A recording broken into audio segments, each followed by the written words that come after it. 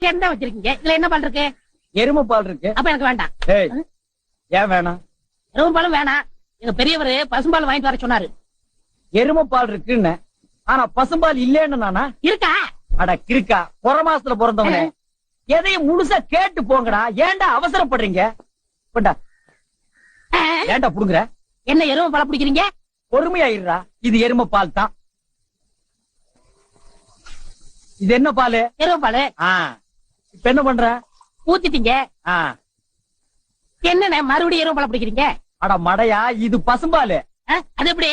ஒரே கேன்ல பசும்பாலு எருமை பாலும் இருக்கு. அதுதான் விஞ்ஞானம்ங்கிறது.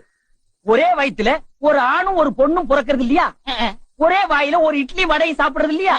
ஒரே மூஞ்சில ஒரு பொட்ட கண்ணு ஒரு நல்ல கண்ணு இருக்கிறது இல்லையா?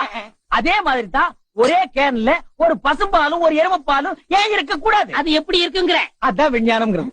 அடே, எருமைப்பாலுக்கு எடை ஜாஸ்தி, அது கீழே இருக்கும். பசும்பாலுக்கு எடை கம்மி, அது மேல மேந்துட்டு இருக்கும். இப்போ உன் கண்ணு முன்னால புடிச்சு ஊத்துன்னு, அது எருமைப்பாலு. அப்ப மேல மேந்துட்டு இருந்த பசும்பால் என்ன பண்ணிருக்கோம்? கீழே வந்துருக்கு. அதான் இப்போ உனக்கு குடிக்க போறேன்.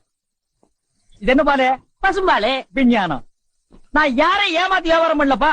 அதால தெரியுது உங்க விஞ்ஞானமே விஞ்ஞானம். நிறைய புடிங்க. அதுவும் விஞ்ஞானம் தான். Download ShareChat.